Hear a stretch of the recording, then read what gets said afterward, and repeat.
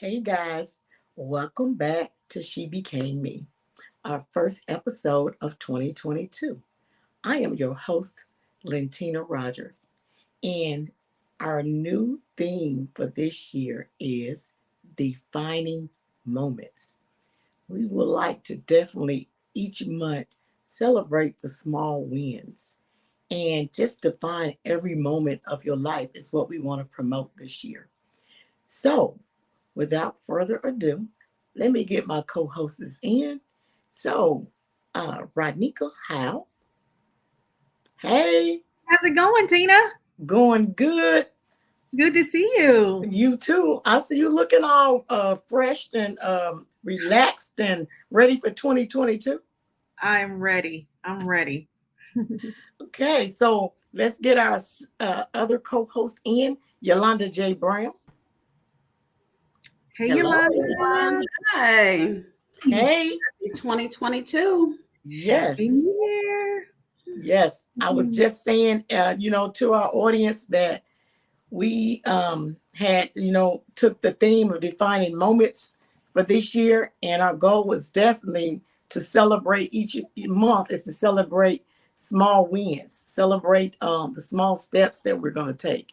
And everybody that we, invite to the show, we just want to promote celebrating and defining your moments. Yes, yes. Um, So true. well, I think that we could not possibly get started with a new year until we started out with you. So today, we're gonna feature our very own founder of the She Became Me movement, Lentina Rogers. We're gonna feature her on today's show, and we're just gonna learn a little bit about what she's been doing and what's to come in this new year. So, Yes, that is Yolanda, would you like to say anything? excited. We're excited. And let me just say, come on, butterflies. Yeah. Butterflies. That is perfect attire for us talking about your journey as Ronika said, the founder of the She Became Me movement and author. For those that may not know you, that are joining us new this year as viewers, you're a behavioral analyst, a certified international women's empowerment coach, and we are ready to hear about all of the amazing work and the impact you've had over this past year. Yeah, it's been quite a journey. I mean, I've grown so much emotionally, spiritually, physically. As you all know, I've lost 60 pounds. I've reversed my pre-diabetes status that, I had been diagnosed with. I mean, so I have definitely, had a journey of 2022. And I definitely learned how to celebrate small wins and small moments. I think life is an event of chaining of events that, we have to, get there step by step, which that is the theme that I like to use too for She Became Me, one step at a time, because that's how I truly became everything of who I am, not overnight, definitely one step at a time. Yes. Well, what was some of your? I know that you just shared that you lost over 60 pounds this in the past year. What was like? What were some of the challenges that you faced in that? Because I mean, I know that we will start out like saying like, "Hey, I'm going to do this," but then Yeah, like I'll just speak for myself. I will fall off the bandwagon, then I'll get back on it, and then I'll fall off again. yeah. Like, how did you stay like so determined that I'm going to do this? Like, share that with us. So that particular journey of being diagnosed as pre-diabetic was very disturbing to me. Kind of made me become serious about my health.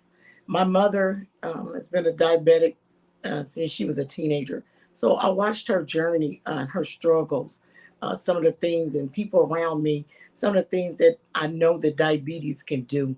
It can definitely bring your health down. almost to the point that, the quality of life is very limited. So I was determined not to become one of those people when I had a choice. And the diabetic type 2 is kind of like something that you do based on what you eat. You kind of like become a diabetic because of your food choice. So I got on the bandwagon of, decided and made a commitment to myself that I was not going to accept that. So it was hard and it was a struggle. And I want people to know that the biggest struggle is, like you said, Ronieka, is staying on the bandwagon and getting off. But what I want people to know is, once again, defining moments is, if you fall off, you got to be willing to get back up. If you fall off 20 times, you got to be willing to get back up the 21st time. You just can never give up. As Yalonda said earlier on a post, you got to keep swinging. You got to keep trying. You could never give up on yourself. As long as you can take a breath, you got to take a step and just keep going. So that's kind of what led me to the program that I created, What to Eat. Because after about 4 months, I really was getting tired of eating the same foods, because basically we're told to eat the same vegetables, pretty much the same stuff. It gets boring. Then you kind of feel like, what type of life is this, right? So I started thinking about ways of how I could stay in my guideline and my parameters to eat healthy, and what can I do to make my meals interesting. So that's how I got What to Eat. I came up with meal plans, ideas, and snacks. I would go to the grocery store, read labels, figure out what to fit here, what to fit there, and how I can make my life comfortable and easy to eat in a more healthy way. So, it's not a diet, it's actually a lifestyle. So pretty much I've created a lifestyle. And for those who are ready and willing to try, I have a 90-day program with What to Eat, where I will coach you and give meal plans to help you along in that process. That's amazing. That is so Thank amazing. you. So we're just so proud of you, and Thank we are privileged to have witnessed the journey. Right. Because people, looking from afar, and the one thing that we always say that some people live their lives through others on social media. Yes. Yes. And so when you have had a platform for so long, as far as being viewed as a motivator and an influencer, of women, starting, long before She Became Me, but, women and girls empowerment, and people are motivated and inspired by you. So to have watched this journey personally, is, very inspiring and encouraging. So what would you, say to the, I'm just gonna say it, the naysayers, because the first thought when people, because you didn't like publicize what you were doing, even through your weight loss journey, your photos showed, what you were doing, and the naysayers to say, did she have surgery? Yeah. Did she, do something drastic for this change? Um, what would you say? Because why would someone contact you? Because number one, I'm going to be the first to say that Tina's success is non-surgical. And I will And attest to that as well. yes, and so what is the main reason you would say that someone should call you for help? Well, one of the main reasons someone might want to call me is because the weight journey is, and the food choice process is going to be deeper than food. A lot of times the coaching part is going to come in, and I am a behavior analysis. So, I work with behavior and understanding, and I study human behavior, period. So all those things are going to be, put into place to help you. That's what the coaching piece is about. When you can learn to change and alter your food habits, that's going to roll over to the rest of your life.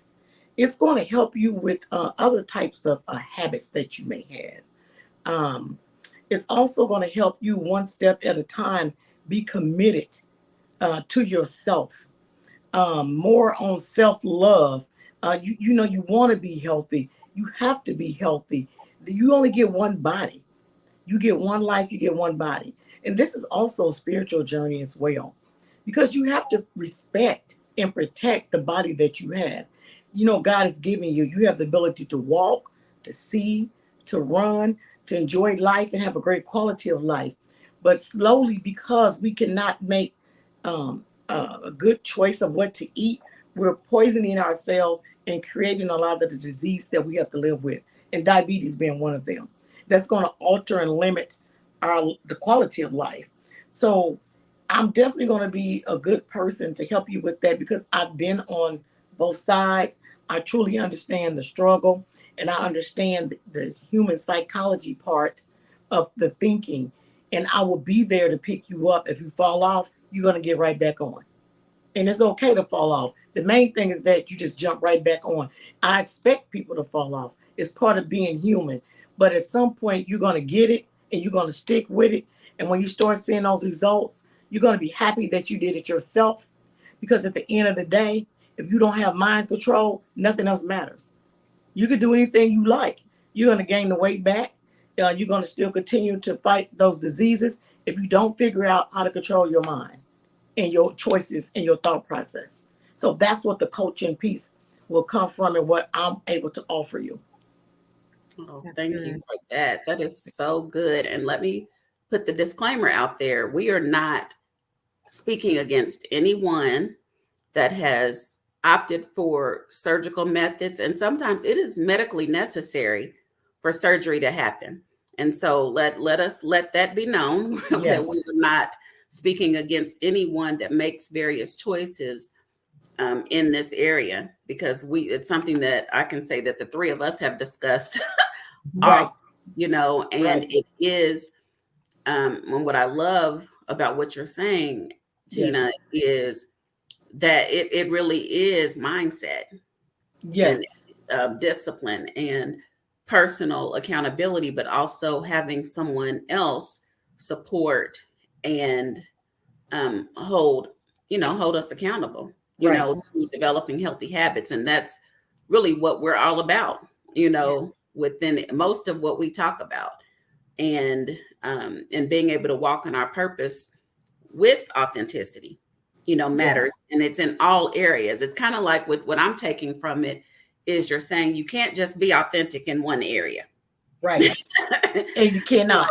Yeah. If you are promoting positive habits, That's right. this is part of that, being able to control our eating and be, the healthiest that we can be. So Yeah. I appreciate what you Because said. definitely that was one of the things that I said to you guys, is that I felt like I had conquered every area of my life except my health. So, I felt like that was, and the reason why that was the last thing for me to conquer, because it was the hardest thing for me to conquer. To make good choices about food and those type of habits was extremely hard. And I know it's going to be hard for folks, but if you're willing and you're able, I am here to help you get through that process. So And Tina, go ahead. no, go ahead. No, You can go ahead. I was gonna say, I also add, that's why I added dance with me, is just for those who may not be physically um, in a position to do vigorous exercise, people who may not have the confidence to go outside their home to do different types of exercises. Now we're in the middle of COVID. People may not just, want to leave their home to be in that type of environment, for COVID. So at the end of the day, I just feel like dance with me would be a good way to get people to just move, because at the end of the day, you really just got to do 20 minutes, uh, you know, 2 to 4 times a week. And if you stay consistent, it's going to help you with the physical part that you need to go along with good food choices. So I just wanted to promote those things. And for those people that may be left out of all the other types of exercises, and this can be something for everybody. how do we find out more about your programs, the What to Eat program and the Dance with Me program? So people can go to my website, lentinarogers.com, and you can click the box where it'll say free consultation. So you'll get a free consultation about my What to Eat program. It'll just pretty much, the consultation just kind of talk you through some of the stuff I'm talking about, but it'll be in more detail to help define what you're looking for and what your needs are. Then you can also click on Dance with Me, and you just go sign up there, and you get the link, and you can join us every Tuesday and every Thursday at 7 to just dance with me. And that's accountability piece as well. So I kind of want to be there to be accountability partners for people, because accountability is everything. Just like, even with doing the podcast, I am proud to say we have lasted over a year.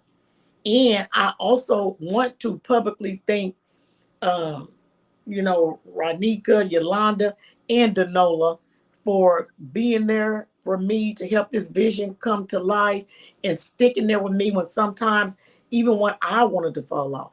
These guys was always there to keep me going and help me row that boat. So you have to have accountability partners.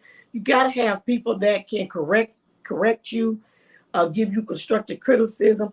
Because if you are not able to be corrected or take constructive criticism, or have friends or people in your life that you could do that, then you need to stop and really check yourself.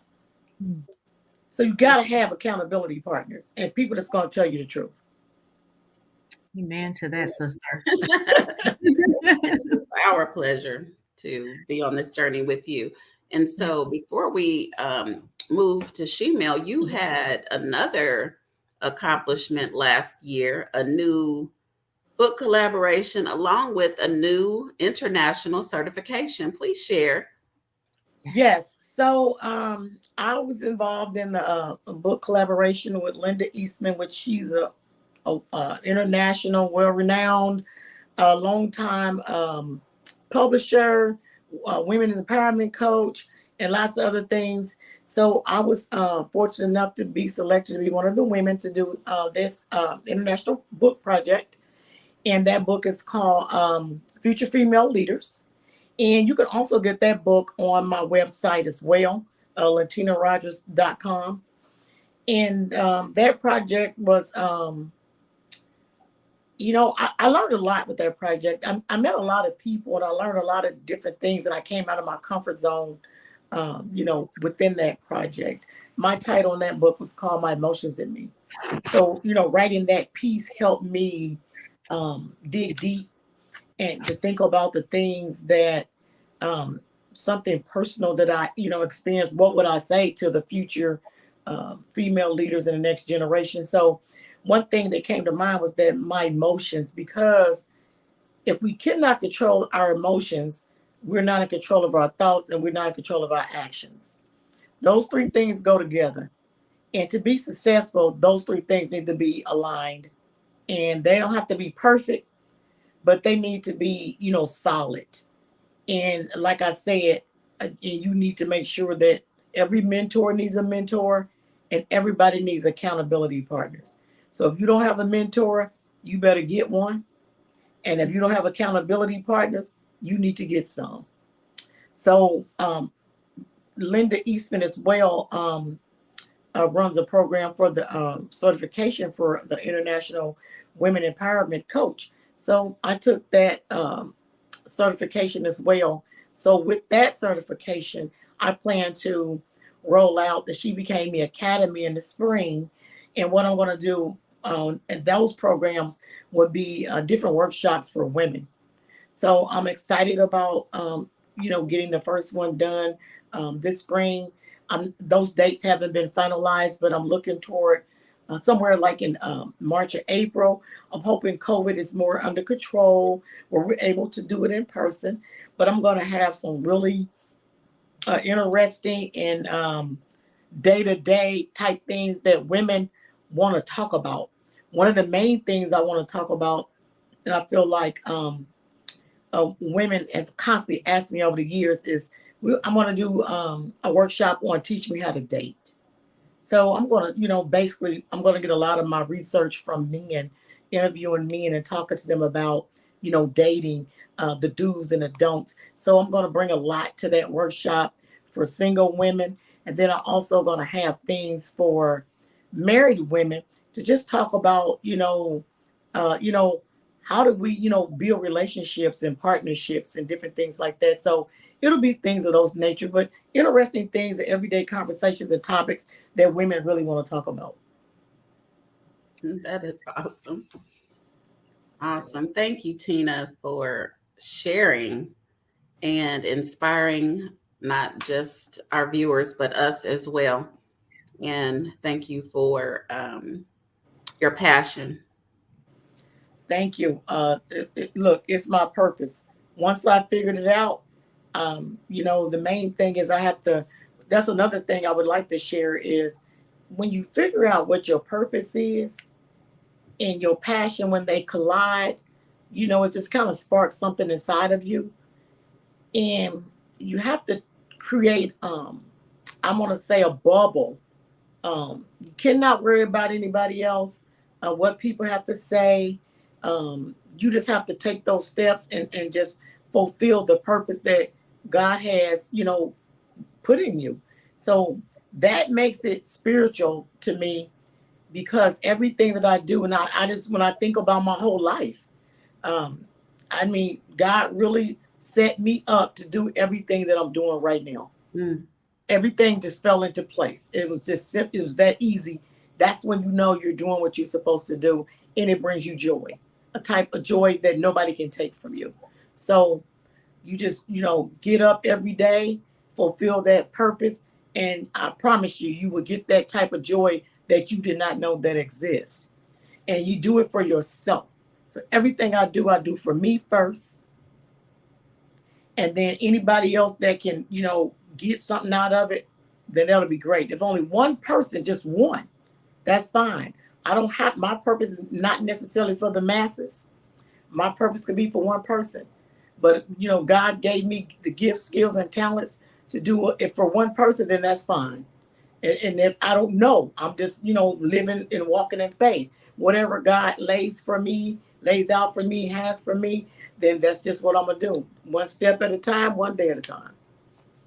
Well, Tina, we just thank you for your bravery, for being brave, and for being determined, and for all that you do for us, and everything that, and just saying yes, not only to us, but saying yes to yourself first. I mean, Yeah. you talk about like accountability and mentors needing mentors, but you have filled our cups in so many ways as well, and we are truly, truly grateful for you as well, for everything that you have done and everything that you're doing and everything that you are going to do. Thank you. Yes. All right. Wonderful. Well, we are going to turn it back over to you for Shemale. Okay, so let's get into it. So let's see what we got here. So we got a couple. We got a couple of questions that were sent in. So let's see. Um,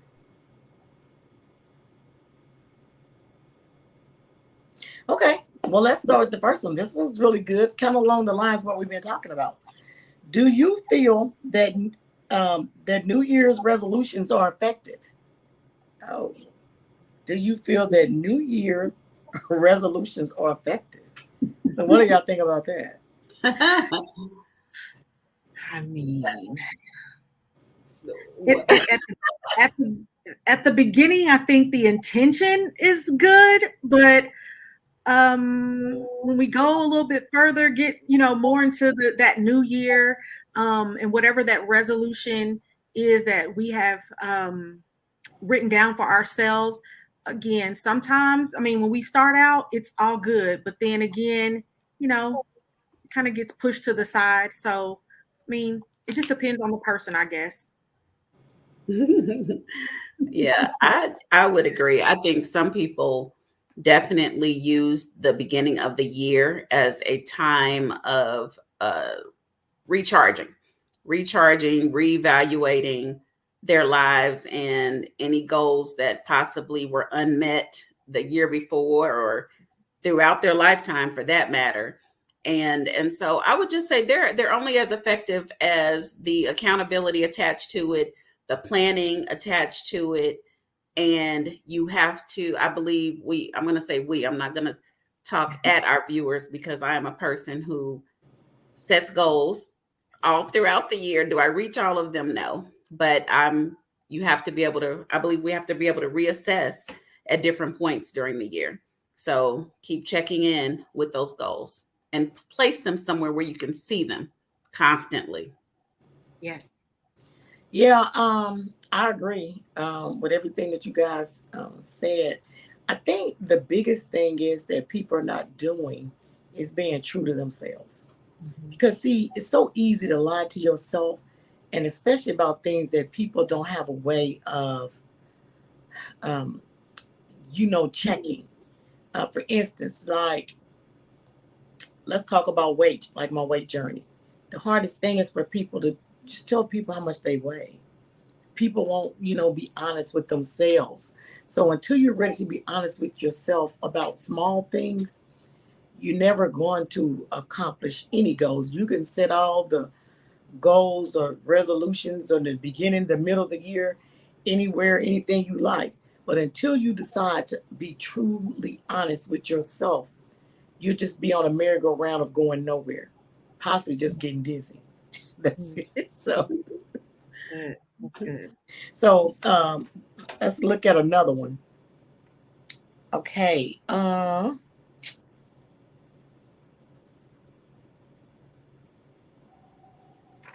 Okay. What will you do different in 2022 to step out of your comfort zone?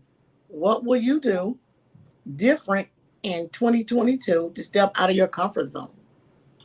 So what would you guys do? Let's just kind of give our own um, an analogy about what we will do, and then that may help somebody else with some ideas.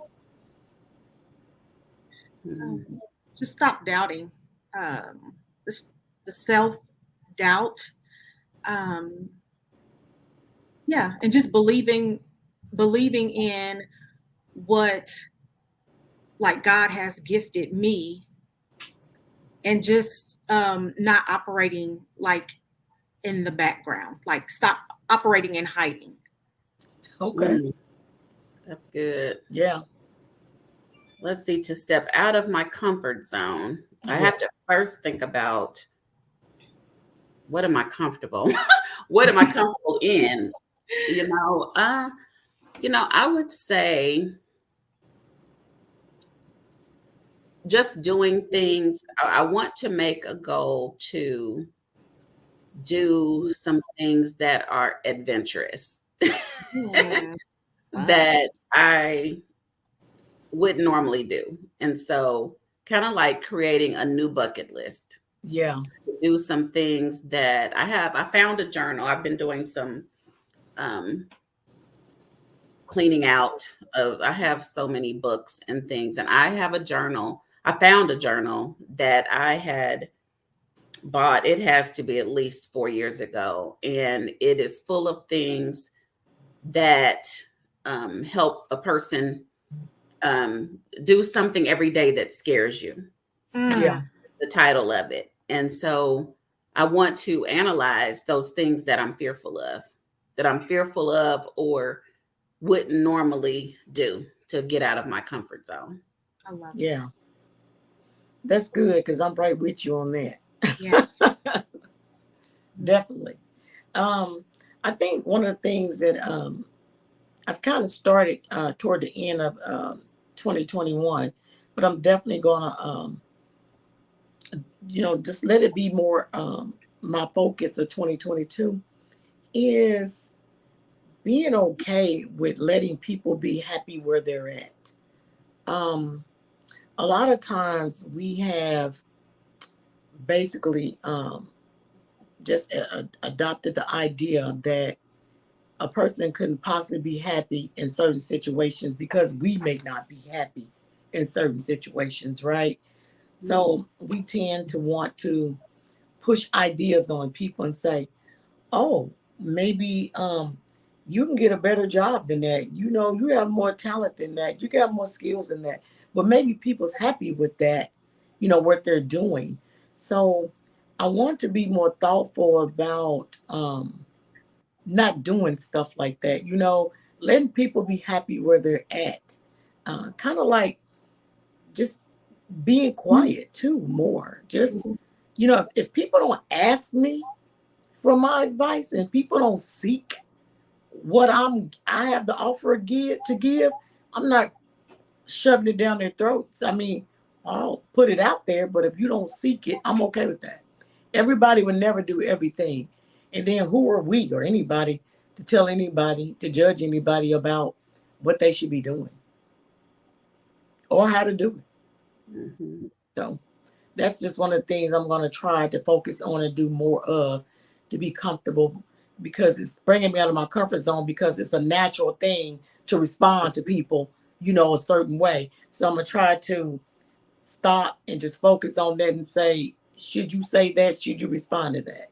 You don't have to respond to everything anyway. Mm-hmm. That's good, So, Tina. yeah.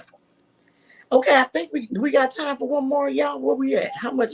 So I think we have time for one more. Okay, let's do just one more.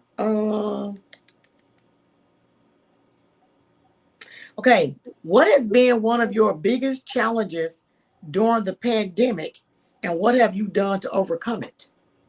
What has been one of your biggest challenges during the pandemic, and what have you done to overcome it?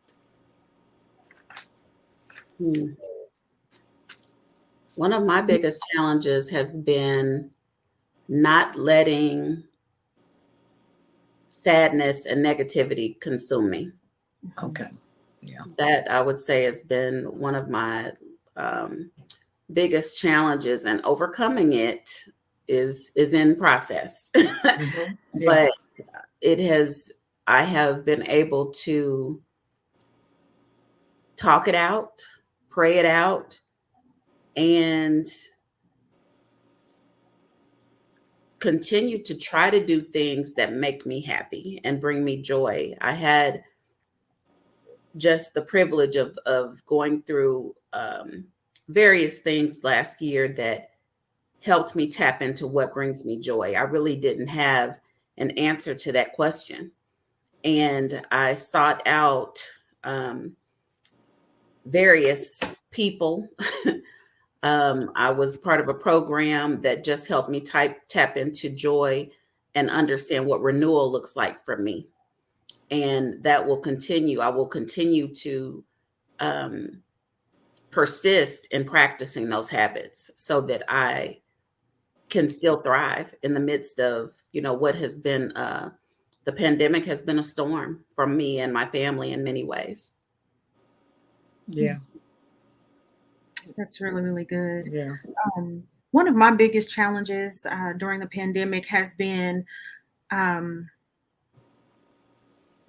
really just challenging myself, stretching myself, not being so comfortable in my comfort zone. Because a lot of times it's just like, yeah, this is my safe haven, this is my space, but then not really challenging myself to go beyond, like, right here. I don't know. I would just say that, yeah, just having a fear of just knowing that I am an innovator, I am a visionary, I do so many different things, but then when I take the step to move forward in whatever those things are, it's just like I just stop in my tracks, and then it's just like I'm just still, because I feel safer just in my space, in my comfort zone.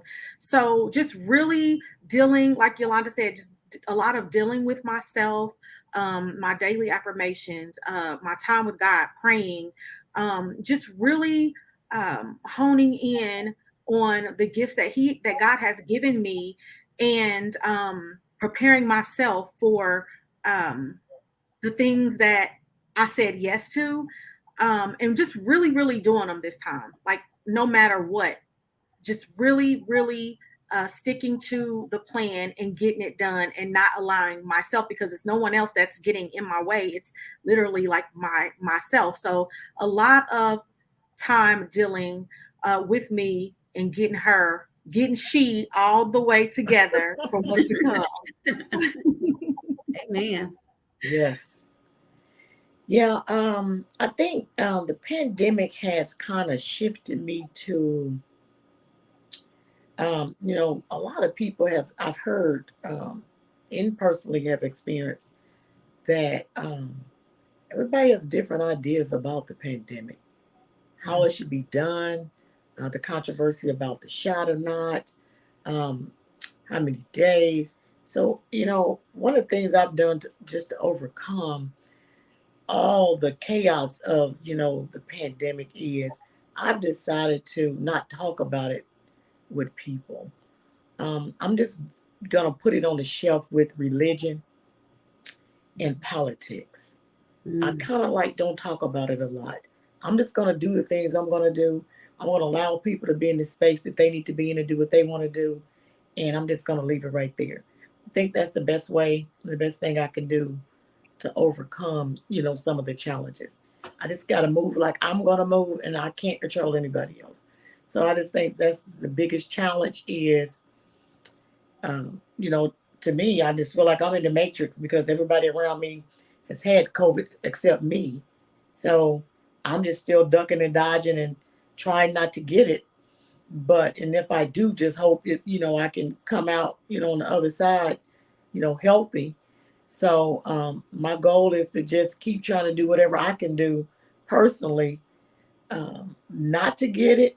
And if I do, to just be a responsible citizen, however I can, not to continue to pass it to anybody else.